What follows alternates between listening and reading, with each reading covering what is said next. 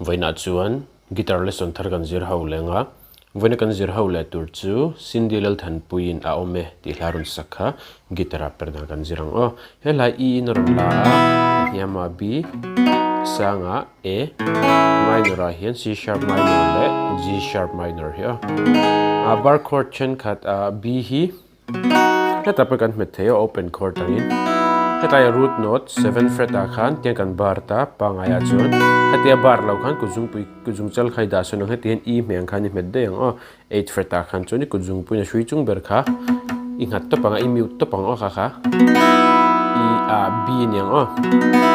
chuan fret khat fret ni hi up zeu la heta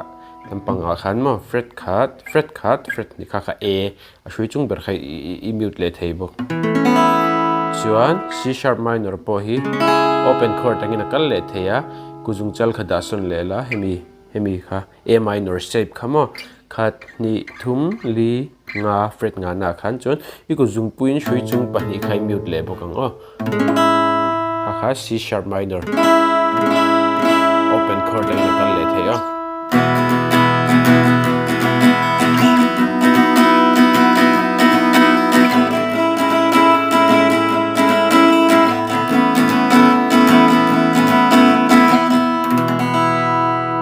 nakalang o kata G sharp minor kha chu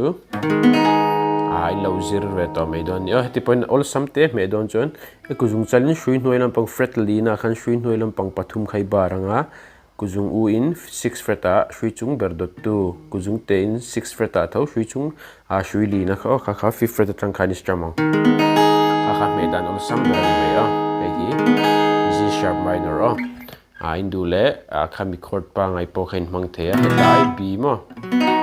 khami b te po ha hetia b me hitun shui noi ber hi ti rik tel hi har china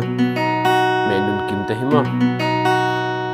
chuan hetlai a hemi kha a open chord manga b open chord point mang heta pen a met thei thawa a po kha a sas 4 po mang thei la kha aronti ange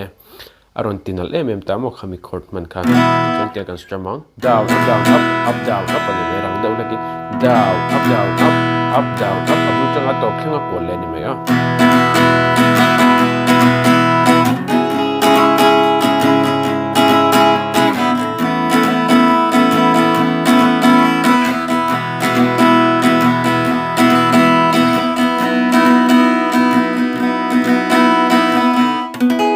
point em he the b shape ang te khan